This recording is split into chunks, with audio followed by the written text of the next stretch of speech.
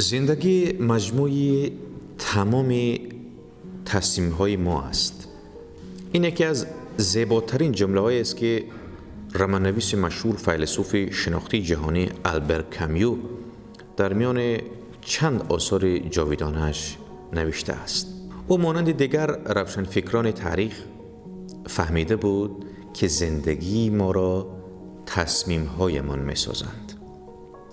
یعنی تصمیم گیری به حد مهم است که میتواند یک فرد ناموفق را تبدیل به فرد موفق یا یک فرد موفق را تبدیل به فرد ناموفق کند، البته با تصمیم گیری بد و یا نیک. اگر زندگی نامی هر فردی موفقی را بخواند، به مهمترین بخش آن برخورد خواهد کرد. آنها تصمیم گرفتند که موفق شوند و موفق هم شدند. در ادامه درباره آشنایی با 3 تصمیم مهم شما را آشنا خواهیم کرد. نیکولای چرنشفسکی، نویسنده و فیلسوف مشهور روس، کتاب تحت عنوان چی باید کرد در قالب رمان نوشت که در آن شرح داد چرا با اینکه همه امان میدانیم برای موفق شدن چه راهی را باید بپیماییم، اما کمتر کسی از ما آن راه را میپیماید و موفق می شود. از طرف دیگر رمان‌نویس دیگر روس، لیو نیکولایویچ تولستوی که همه ما او را خوب میشناسیم، مقاله دارد تحت عنوان چی باید کرد. در مورد این پدیده عجیبی را به نقد و بررسی کشیده است و در این مورد بسیاری ها نوشتند.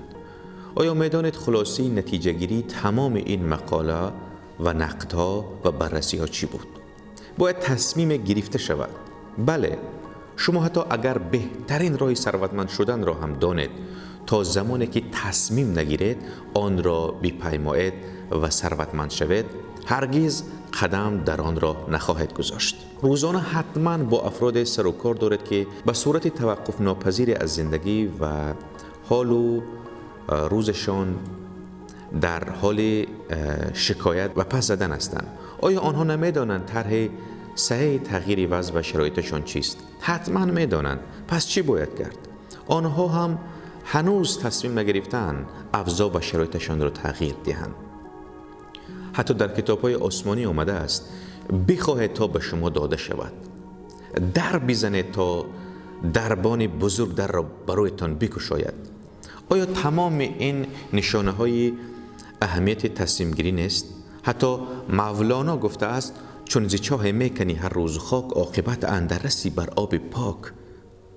البته لازم به ذکر است حتی فردی که تصمیم نمیگیرد ناخودآگاه تصمیم گرفته است که تصمیم نگیرد.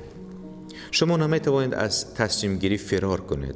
اگر شما برای خودتان تصمیم نگیرید، زندگی برای شما تصمیم میگیرد.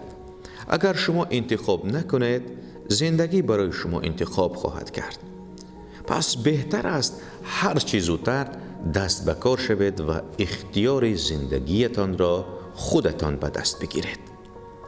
و اما مهمترین چیزی که قرار است در این نوار یاد بگیرید این است که انسان‌ها روزانه با 3 تصمیم مهم روبرو می‌شوند. 3 تصمیمی که به آسانی می‌تواند موفقیت آنها را نتیجه دهد. این 3 تصمیم مهم زندگی را فقط 3% از کل مردم جهان از آن آگاه هستند و هر روز در مورد آنها فکر می‌کنند. این 3% افراد موفق جهان هستند که دریافتند این 3 تصمیم مهم بر روشنی بهتر زندگیشان را تعیین می‌کند. افراد عادی و ناموفق نه تنها به آسانی از کنار این 3 تصمیم مهم زندگی عبور می‌کنند، بلکه تصمیم گیری آن را نیز به دنیا و شرایط و محیطشان می‌سپارند. شما در این نوار نوبتی ما با 3 تصمیم فوق‌العاده و مهم زندگیتان را تغییر خواهد داد که هر روز با آن روبرو خواهید شد.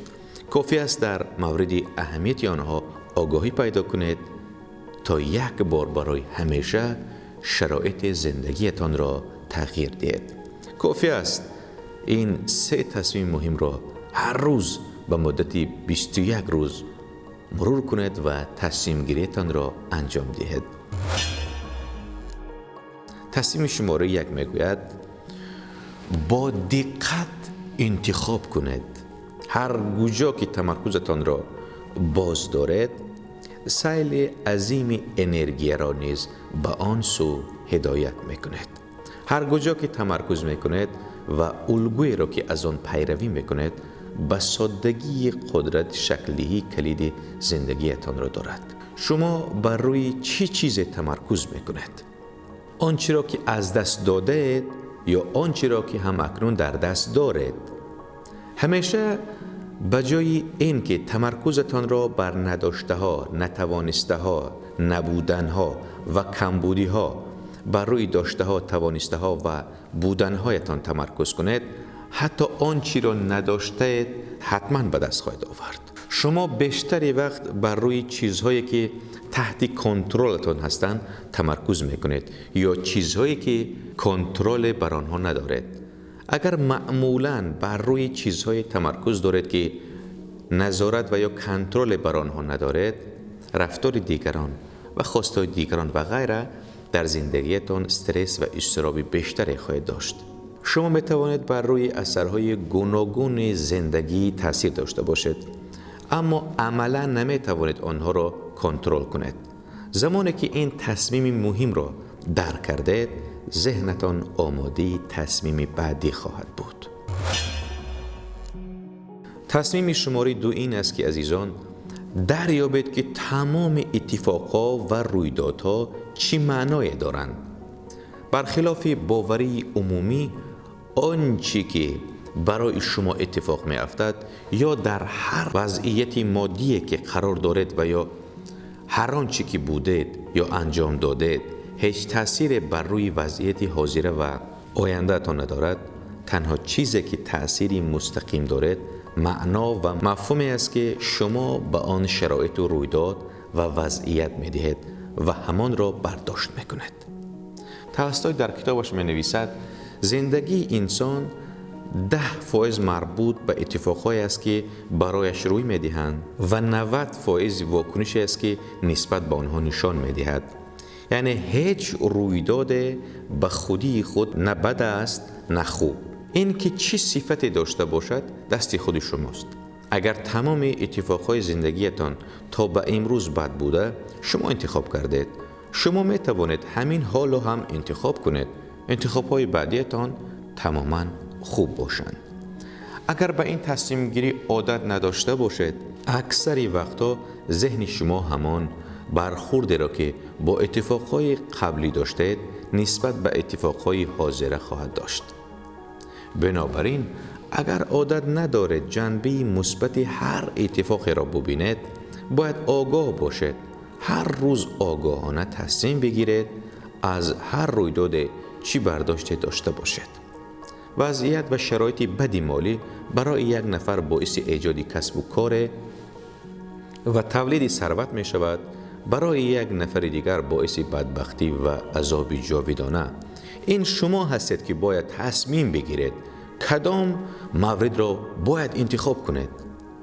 درست زمانی که معنای مثبت از هر اتفاق و وضعیت و شرایط دریافت کردید، باعث ظهور احساس در شما می شود.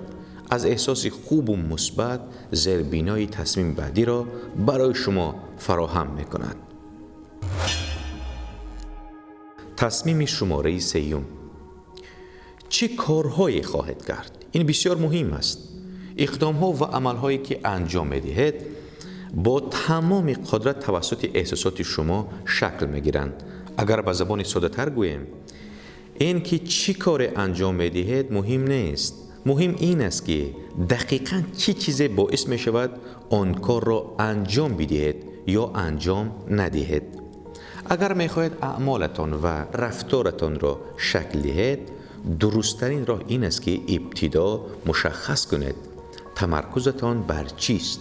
سپس بر روی معنایی که از آن می‌خواهید برداشت کنید، تصمیم بگیرید و بعد احساسی که توسط معنای و مفهومی درک مورد نظر را درک کردید به شما قدرت انجام کار متفاوتی را خواهد داد.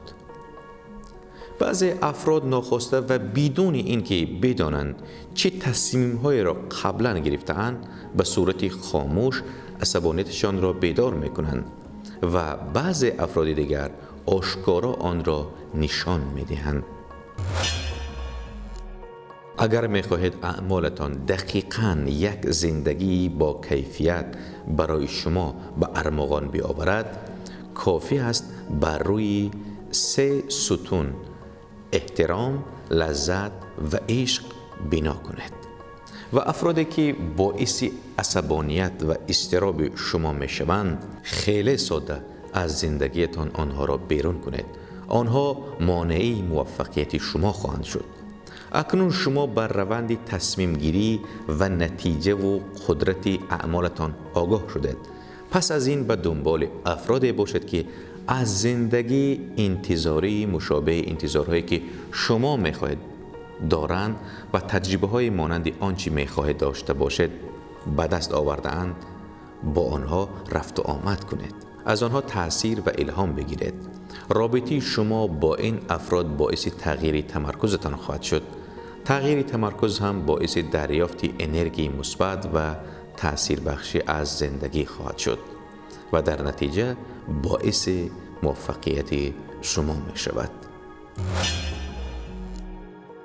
البته این 3 پیشنهاد مهمی بود که امروز میگویند در جهان 3% مردم اینها را در زندگی خود عملی نمودند و باوری کامل داریم که شما از این 3 تجربه استفاده میکنید و زندگی خود را رنگین و بای میگردانید. به شما زندگی خوش و موفقیت را آرزو مندیم. با خیرات بمانید.